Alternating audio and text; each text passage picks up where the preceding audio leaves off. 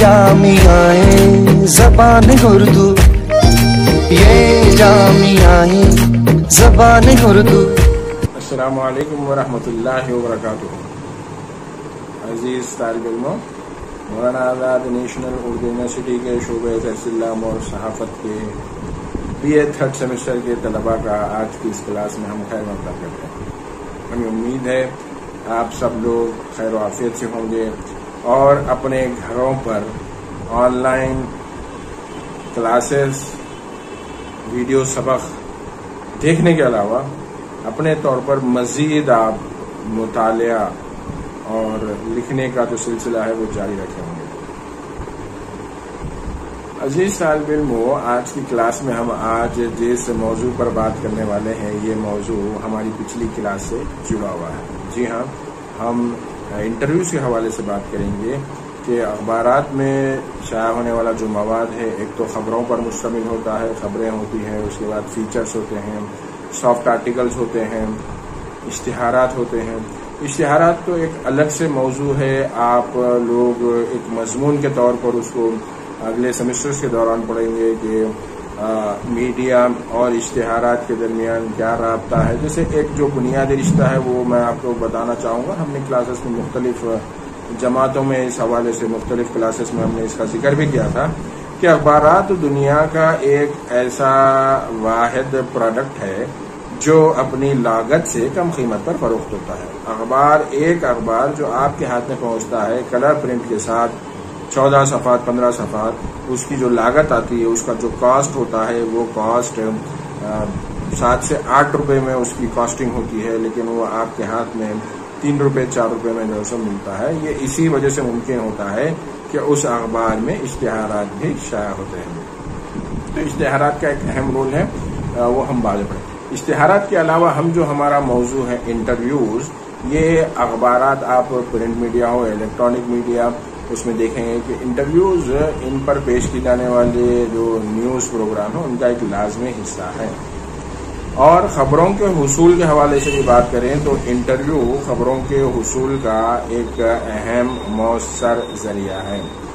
Interview कैसे लिया जाता है? क्या आप एक अच्छा कैमरा, बिल्कुल हाई एंड हाई डेफिनेशन वाला कैमरा और एक अच्छा सा माइक हाथ में पकड़ लें तो क्या आपको इंटरव्यू लेना आ जाएगा? तो अजीज तालिब इल्मों, हम आपको बारहा इस बात की तरगीब दिलाते हैं कि कैमरा अच्छा हो ना हो, माइक आपका सही हो ना हो, आपके पास बुनियादी तौर पर वो सलाहियत होनी चाहिए कि आप कैसे अच्छा इंटरव्यू ले सकें। आपके पास सवाल पूछने की सलाहियत होनी चाहिए। मैं एक मिसाल देना चाहूंगा आपको। ये उन दिनों की बात है जब मुल्क के वजीर आजम नरसिम्हा राव थे। जी हाँ, और उस वक्त खानगी टेलीविजन चैनल्स नहीं थे, दूरदर्शन ही वाहिद एकलौता टेलीविजन चैनल हुआ करता था। अलबत्ता दूरदर्शन ने कुछ स्लॉट्स जो बाहर के कंपनियां, बाहर से मुराद दूरदर्शन से बाहर की जो कंपनियां थी उनको दिए थे। उसी में एक स्लॉट इंडिया टीवी वाले जो थे उनका था, जिसमें वो रोजाना आधे घंटे का जो न्यूज बुलेटिन है वो दूरदर्शन के लिए पेश करते थे। चूंकि टेलीविजन का एक ही चैनल कौमी चैनल था तो वजीर आजम जहां भी दौरे पर जाते, जहां भी सफर करते हुए, चाहे वो इंतखाबी हो या दूसरा दौरा हो, दूरदर्शन का जो रिपोर्टर होता था, कैमरामैन होता था, वो वजीर आजम के साथ ही सफर करता था। तो एक दिन हुआ ये कि इंतखाबी मुहिम चल रही है, रियासती इंतखाबी मुल्क में आम इंतखाबात का ऐलान हुआ। उन इंतखाबात में कांग्रेस की जानिब से उस वक्त के जो वजीर आजम थे वो स्टार कैंपेनर थे, वो एक जगह दौरे पर पहुंचे। वहां पर दिन में उनकी 3 या 4 जो है तकारीर थी। तो ये जो आज तक का जो रिपोर्टर था वो भी वजीर आजम के साथ उन्हीं के तैयारे में सवार था। दिन भर ये प्रोग्राम चलता रहा। सुबह जब ये दिल्ली से निकले, उसके बाद बिहार के मुख्तलिफ मकामात पर 2-3 जो प्रोग्राम थे, उन प्रोग्रामों में वजीर आजम ने शिरकत की। हर जगह ये रिपोर्टर साथ था अपना कैमरामैन और माइक के साथ। दिन भर उसने कवरेज कर लिया और जब वापसी में शाम के वक्त जब वजीर आजम नरसिम्हा राव दिल्ली वापस हो रहे थे, उस वक्त इस रिपोर्टर को नरसिम्हा राव से बात करने का मौका मिला, सवाल पूछने का मौका मिला। तो रिपोर्टर ने सवाल किया कि मिस्टर प्राइम मिनिस्टर, आप ये बताइए कि कांग्रेस पार्टी किन मुद्दों पर इलेक्शन लड़ रही है। जी हाँ, यही सवाल था। तो नरसिम्हा राव कोई, मैं आपको जैसा बताया कि कोई बहुत बड़े स्कॉलर थे, वो 17 जबानें जानते थे।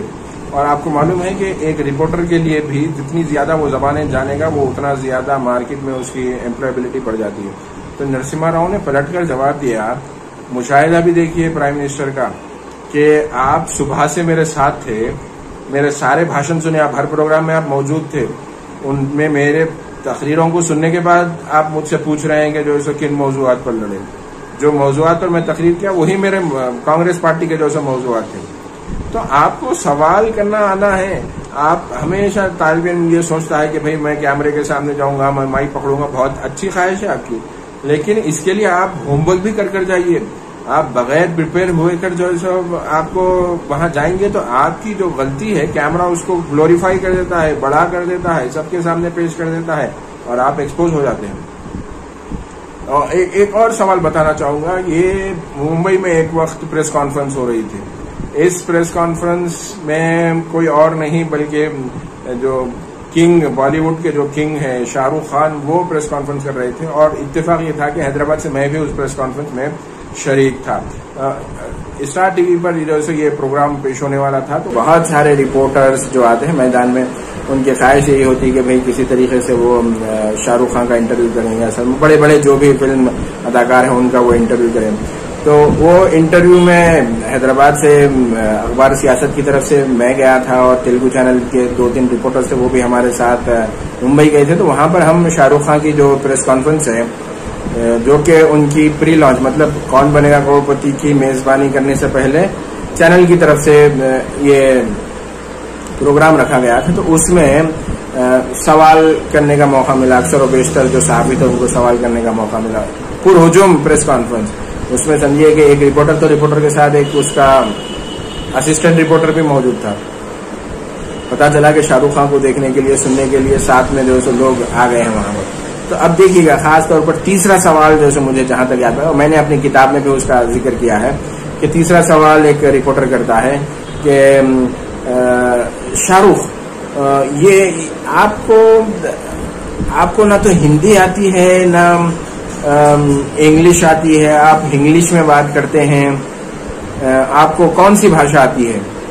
तो बज़ाहिर ये सवाल था, रिपोर्टर ने पूछा, शाहरुख ने उसका जो जवाब दिया है वो उस वक्त सहाफियों ने ऐसा महसूस किया कि भाई ये हमारे मुंह पे तमाचा है कि बगैर होमवर्क करके जब हम मैं जब से जो बात करूं, मतलब शाहरुख ने उर्दू में भी बात की, हिंदी में भी बात की, इंग्लिश में भी बात की, और माशाल्लाह से इतना ज़हीन वो हीरो है कि उसने अपने जवाब से सारे सामईन को जो है उस रिपोर्टर के नामाकुल सवाल पर हंसने के लिए मजबूर कर दिया। तो इस मिसाल से मैं ये बताना चाह रहा हूं कि आपको जरूर मौका मिलेगा, और अल्लाह करे कि मिले, आप बड़े बड़े हस्तियों से जो है इंटरव्यू करें। सही तकरीर के हवाले से क्या मिसाल थी, हम पिछली क्लास में आपको बता चुके। तो आपको मौके तो जरूर मिलेंगे, लेकिन क्या आप उन मौक़ों से इस्तेफादा करने की अपने अंदर सलाहियत रखते हैं? क्या आप वो होमवर्क कर रहे हैं? कि इंटरव्यू लेना आसान काम नहीं है। इंटरव्यू लेना एक ऐसा काम है जिसके लिए आपको, जिससे आप इंटरव्यू लेने जा रहे हैं, होमवर्क करना पड़ेगा। कौन है वो? वहां जाके आप उससे नहीं पूछेंगे कि भाई आपको होमवर्क करके जाना है। कैमरा माइक हाथ में पकड़ के आप, या पेन कलम आप हाथ में ले लिया और पहुंच गए वहां पर, इंटरव्यू हो जाएगा। तो ये चीज इंडस्ट्री में चलने वाली नहीं है। इंडस्ट्री में वही, देखिए आप देख लीजिए कि बहुत सारे सहाफियों का जो है हुजूम है, बहुत सारे न्यूज चैनल्स है, सैकड़ों, और इलाकाई जबानों के न्यूज चैनल्स को भी हम शामिल कर लें तो सवों न्यूज चैनल हैं, और उसमें सहाफत के जो मुल्क भर में स्कूल है, चंद एक सहाफियों को ही बुलाया जाता है, चंद एक सहाफियों का ही जिक्र किया जाता है, चंद एक सहाफियों के ही इंटरव्यूज को, उनके न्यूज क्लिप्स को, उनके प्रोग्रामों को, उनके तज्जिए को देखने के लिए तालिब इल्मों को कहा जाता है। क्यों? कि जो स्कूल्स हैं जर्नलिज्म के, वो इस बात को महसूस करते हैं कि ये सब जो आने वाले, जो ऑन एयर आते हैं, ये दरअसल सहाफी नहीं बल्कि सहाफियों के नाम पे ड्रामा पेश करने वाले ड्रामेबाज लोग हैं, जो कि खबरों को ड्रामा बना रहे हैं, हकीकत को ड्रामा बना रहे हैं, और फिर ये जब खबरें ड्रामाई शक्ल इख्तियार कर रही हैं तो नतीजे में जो बुनियादी उसूल है खबर रसानी का, उस पर समझौता हो रहा है। तो ये खबर रसानी का काम नहीं हुआ। बल्कि ये ड्रामे पेश करने का, जिस तरीके से टेलीविजन के सीरियल्स जो एंटरटेनमेंट के जो चैनल्स हैं वो ड्रामे पेश करते हैं, ऐसे ही न्यूज चैनल्स भी अब जो ड्रामे पेश करने लगे हैं।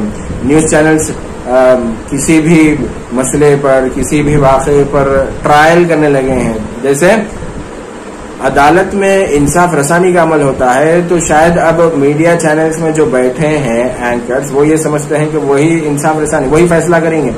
अदालत में फैसला नहीं होगा, फैसला बल्कि टेलीविजन के स्टूडियो में होगा। और इस मकसद से जिस तरीके की बेतुकी बयानबाजी, उछल कूद, तमाशा, चीख पुकार, कौन सी ऐसी चीज है जो ड्रामे में होती है और आपको न्यूज चैनल्स पर नहीं मिलेगी?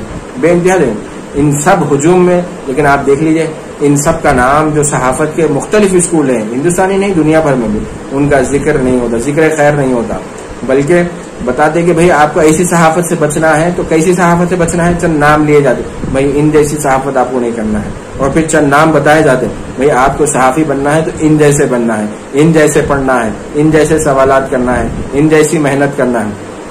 आप देख लीजिए कि जितने बड़े और कामयाब जो सहाफी हैं, जो न्यूज रूम में बैठकर खबरें पेश करते हैं या डिबेट्स करवाते हैं, उनमें से कामयाब, ईमानदार और दयानतदार उन्हीं को माना जाता है जो आज भी फील्ड पर जाते हैं, जो आज भी मसाइल के जानने के लिए, खबर रसानी के लिए अवाम के दरमियान उतरते हैं। सिर्फ स्टूडियो में बैठकर जो चीख पुकारा करने वाले होते हैं, उनको कोई भी संजीदगी से नहीं लेता। अवाम भी अगर इनको देखते हैं तो वक्ती तफरीह के लिए या थोड़ा सा जो है मूड बदलने के लिए जो उनको देख लेते हैं। ज्यादा देर जरूर बात करते हैं, और लाजिम बात है, होता ही ऐसे है कि भाई इंसान जब बुराई पर जल्दी, या मतलब जो चूंकि सफाई, इंसान साफ सुथरा रहना पसंद करता है, तो उसके जिस्म पर अगर छोटा सा भी गिलाजत या कहीं पर गंदगी लग जाए तो वो उसी तरफ देखता है, उसको कैसे साफ करना उसके लिए बेचैन होता है।